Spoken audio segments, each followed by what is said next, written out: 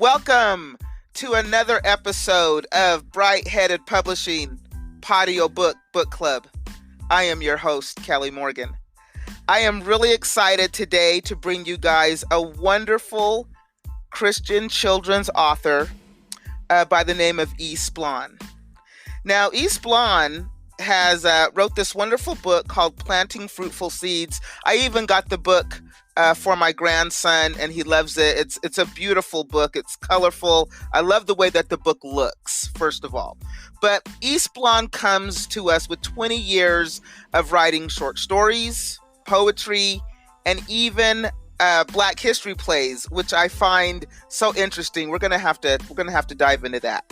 And now this full-colored African American Christian children's book, Planting Fruitful Seeds. And I love the story about how this book started out. So it started out as a gift to her first child on the child's first birthday. She was having a hard time finding a Christian children's book that she liked and a book that reflected her family and her culture. So what did she do? Probably nothing that most of us would do. She went out and wrote a book herself, right? So she wrote this wonderful book. She let her friends and family and acquaintance read it, and everybody said, you should publish it. So she did. She published the book back in 2011. And since then, she's had a record number of sales on Amazon. So congratulations on that. That's great. Now, she's writing another Christian children's book that will be available in early 2021. Her passion is writing, and writing is fulfilling in so many ways.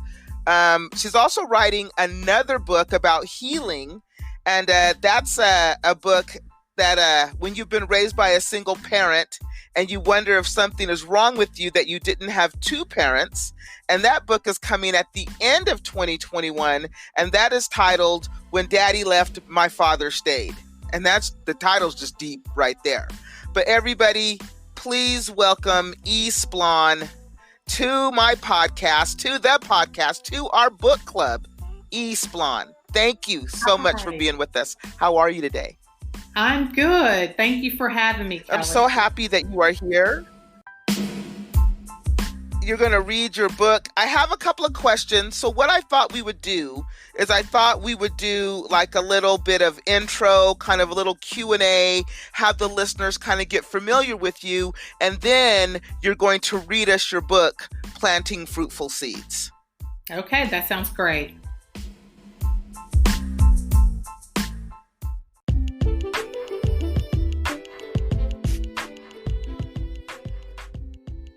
So, first of all, I just want you to tell everybody about yourself, kind of maybe give us more information on how the book came into be, and just give us a little bit of background.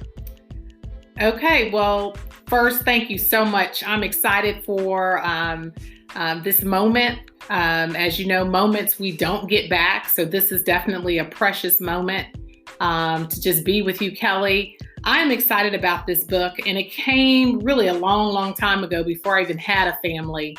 I looked at children, I babysitted children, and I always looked at children as being very special, truly a gift.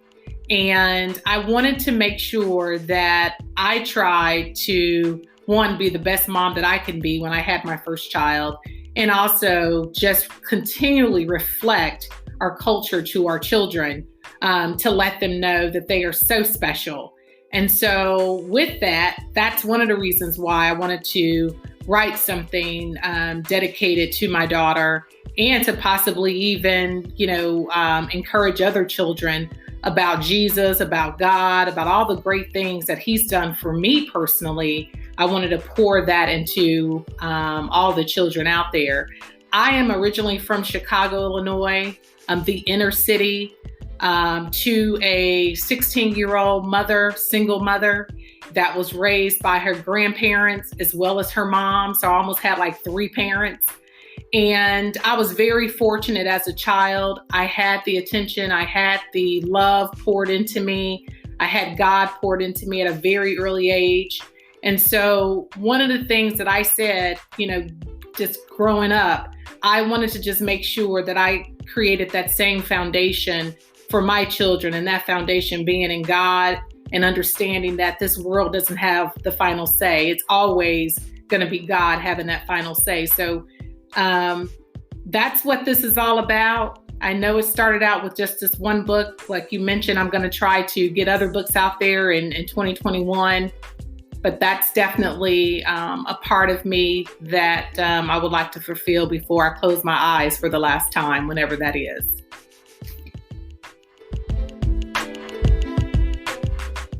That is wonderful. And the thing that I find so interesting about your book is that you self-published this book. And well, you published this book. Did you self-publish this book?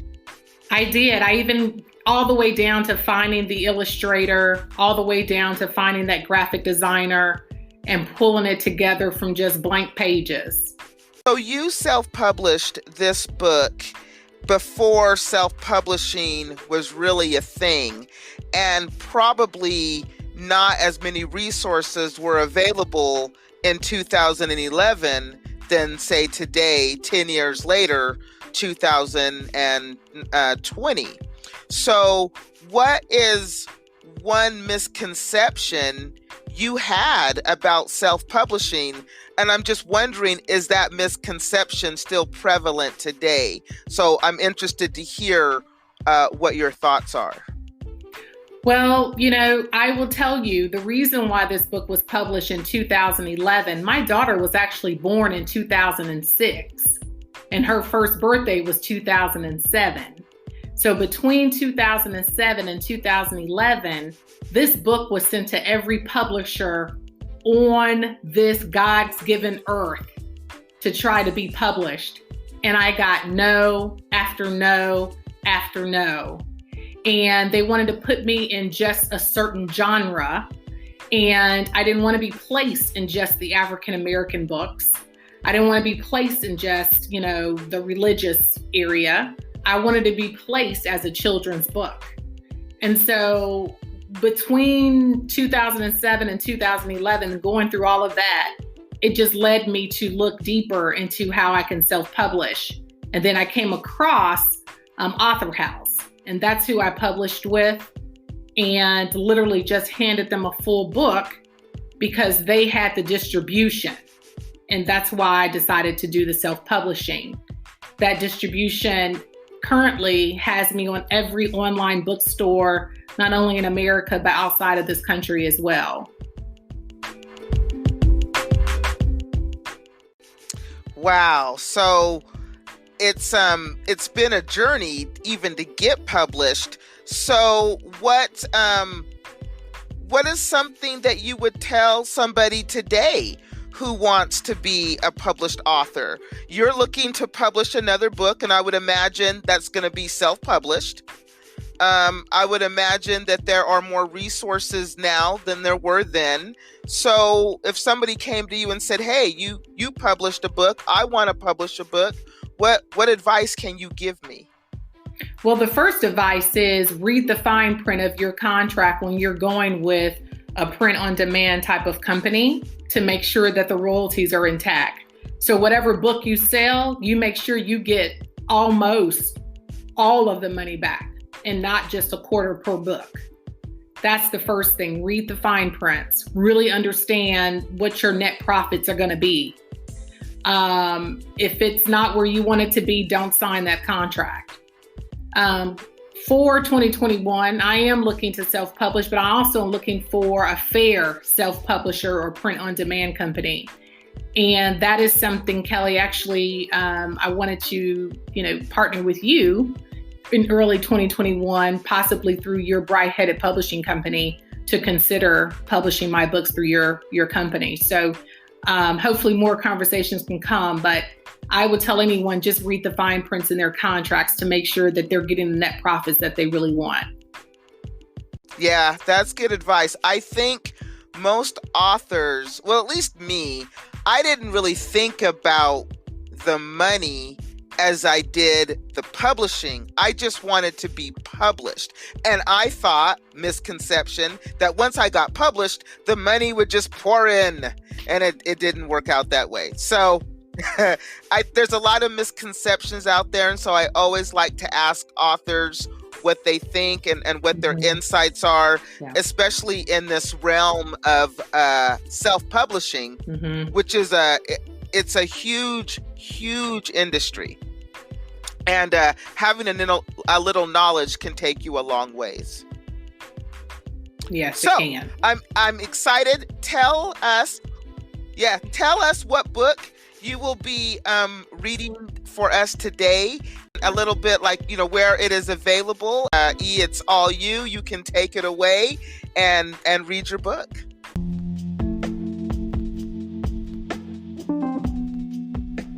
Okay. Well, Planting Fruitful Seeds by Splawn can be found on Amazon.com by simply typing in Planting Fruitful Seeds. It's a full color book inside and out, and it's a short read. So I would start today with my foreword. I wrote this book for our children. We all come into this world the same, naked, crying, and hungry. Then we are all raised differently. My mission is to make sure all children grow up without any excuses on how to live according to God's standards. Some of our children may not have a mother, father, or family teaching them the following principles: love, joy, peace, patience, gentleness, faith, goodness, meekness, and temperance. These are the fruits of the Spirit. These are more than just words, they are everyday principles of living. We instruct our children to brush their teeth in order to prevent decay. Shouldn't we want to save our children from a destructive and decaying life? This book is the master book to many short lessons to come. Let's give our children a foundation that can withstand any storm life brings. Planting fruitful seeds in our children. Thank God told me. Hi, my name is Mr. Mustard Seed. I'm the smallest seed planted in the garden. Will you read along with me to share a story about a little baby girl and the special gift she received? Please follow along. Fruits of the Spirit. On April 26th, a beautiful baby girl named Trinity Grace met her entire family. Everybody had big smiles on their faces. All around the room were pretty flowers and big pink and blue balloons. Trinity Grace had a group of angels taking care of her. They all wore green outfits with white caps. One angel counted her toes and fingers. The other angels washed and wrapped her in a cozy blanket. They carried Trinity Grace to her parents. Her parents were glowing with love. Trinity Grace's great-grandmothers stood around the family and gave her parents 9 shiny, wonderful scented pouches. Her parents were so happy to see these small pouches. Trinity Grace's eyes opened so big because she couldn't wait to find out what was inside. Her dad looked into those big eyes and explained that the pouches are special. The pouches were given to all babies in the family after birth.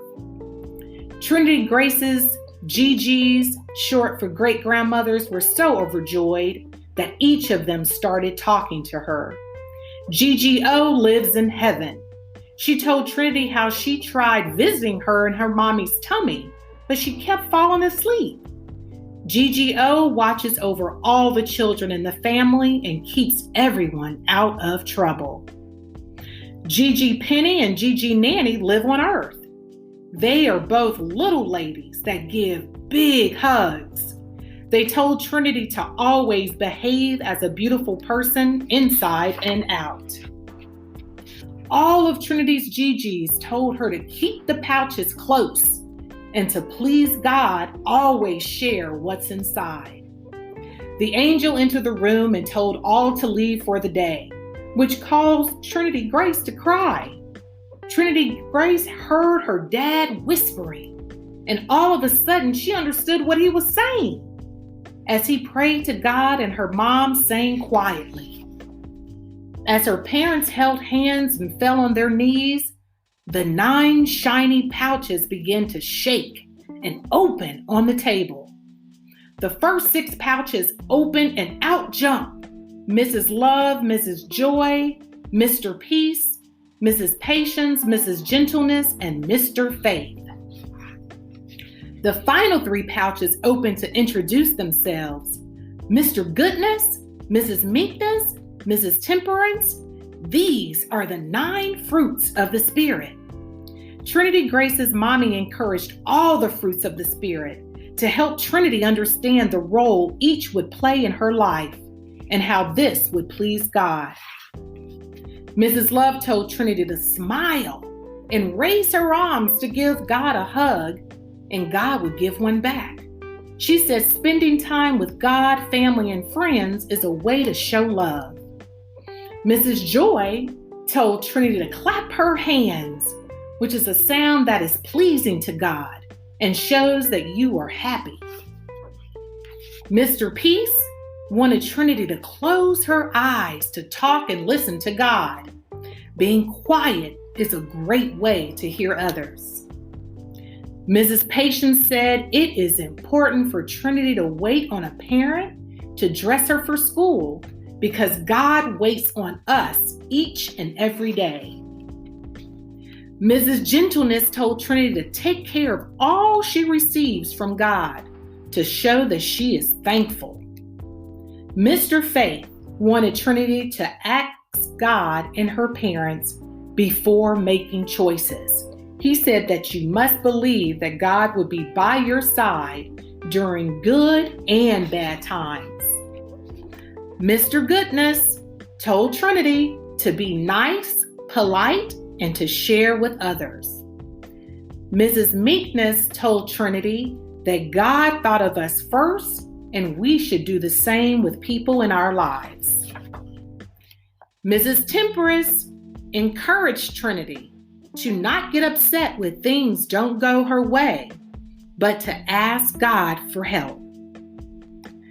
Trinity Grace's dad wanted her to know that if the scent of the pouches began to smell bad, then she wasn't practicing the fruits of the Spirit, which were love, joy, peace, patience, gentleness, faith, goodness, meekness, and temperance. She smiled and double winked at her dad to let him know she understood. Trinity Grace's angels allowed her to go home, and the family celebrated her birth, the beginning. Thank you for reading our story about Trinity Grace and the 9 beautiful fruits. Don't forget to share the fruits of the Spirit with your friends. We just did. The end. It was really, really good, E. I really like this book. I cannot believe that you got all no's when you sent this book out to be published by a traditional publisher. And I am glad that you found another way to get the book out there and to get it published and to share it with the world. I think that's fantastic. So congratulations to you. Thank you. Thank you. So I'm interested in the other 2 books that you're writing, and I'm going to assume that these books are not complete yet. Are the manuscripts complete? The children's book is not 100% complete yet, and it's because I want to get my 9-year-old involved once I get her attention to help me with it. So I'm saving some things for her to really add to that. But the last book that's going to come out the end of 2021, When Daddy Left, My Father Stayed, that is a book, the manuscript is complete.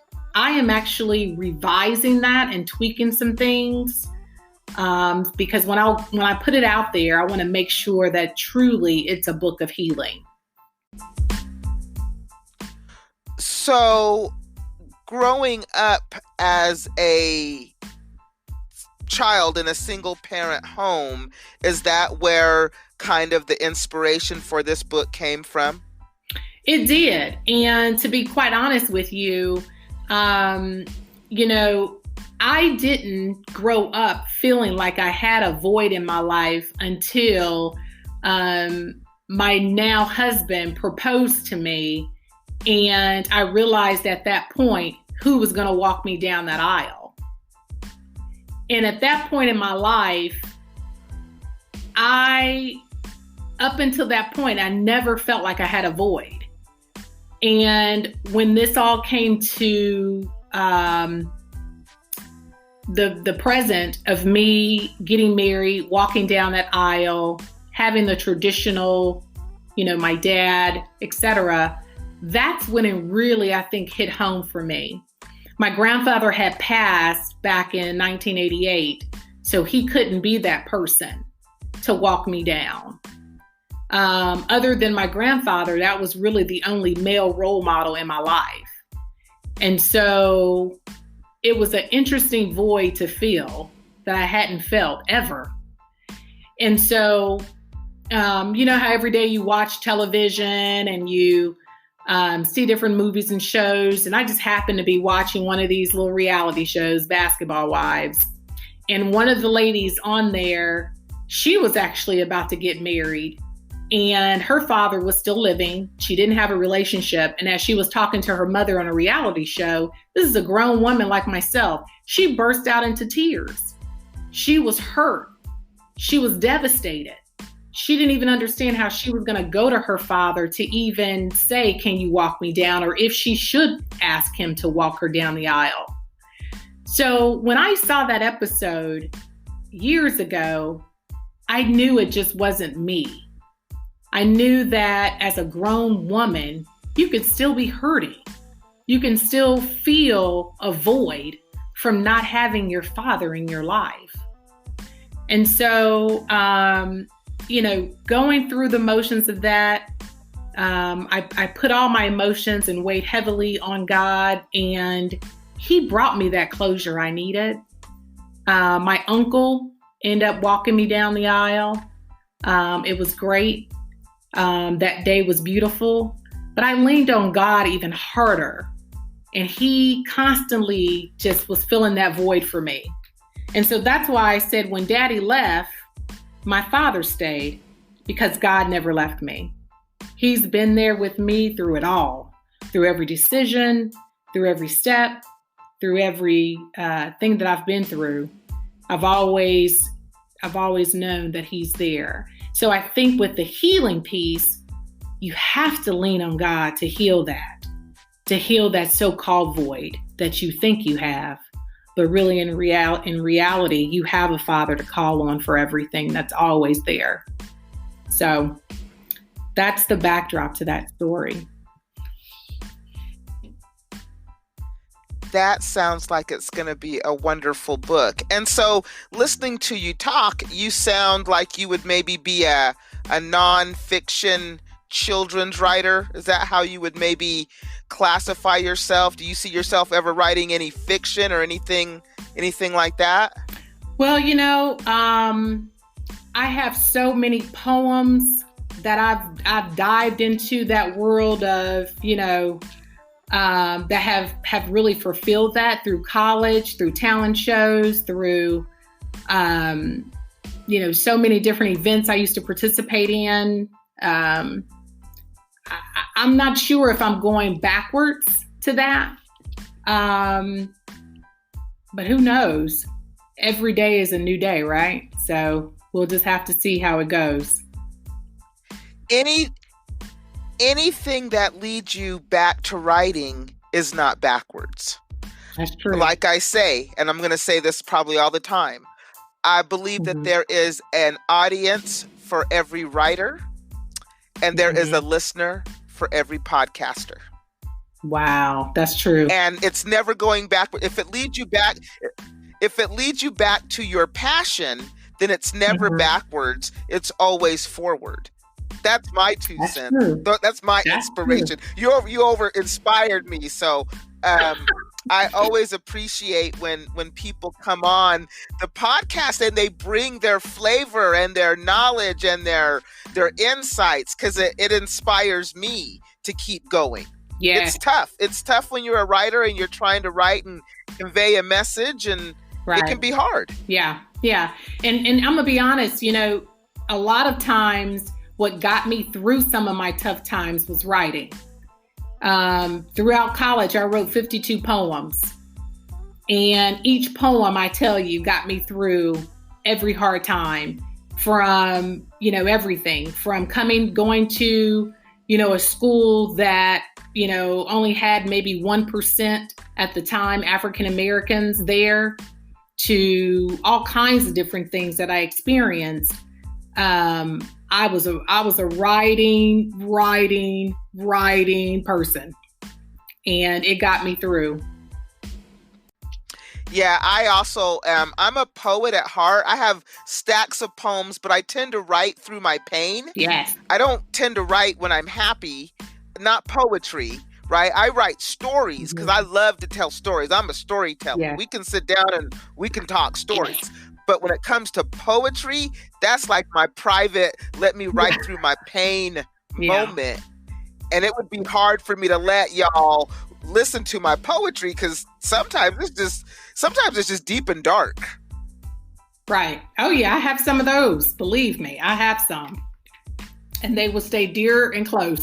So I understand. I get it. But if you ever decide to write a book of poetry, or if you ever decide that you would like to read some of your poetry, this podcast will always be open to you. Thank you. E. I would love to have you come back in the future when you have your other books out there, and we can catch up with you and find out more about, what you're doing. I've truly enjoyed your book. Any parting words of wisdom or knowledge that you want to leave the listeners? I just say, whatever passion you have, don't let corporate America stop it. Don't let a best friend stop it. You keep doing it. You keep pushing on, because that passion is you, is the talent that God has poured into you. And it may not be a full-time thing. It may not even be a part-time thing, but if it's part of you, continue, because that's just what God has poured into you. We all are cut from the original cloth of mankind and all the things that God has set out for us. My life isn't your life isn't my life. And you have to just take advantage of what God has given you, the talents, the path. Just keep moving forward, and just keep doing that no matter what. I know we all have to take, certain turns with our careers to keep the lights on and to keep food on the table. But I'm just so thankful that God has always kept me writing, and he kept me moving, and he kept me moving towards him and helping others. So I encourage you all to do the same. And I also encourage, to be so proud that our culture has come so far. And to be an African American today, even back then it was something big. And I think even now it's even bigger.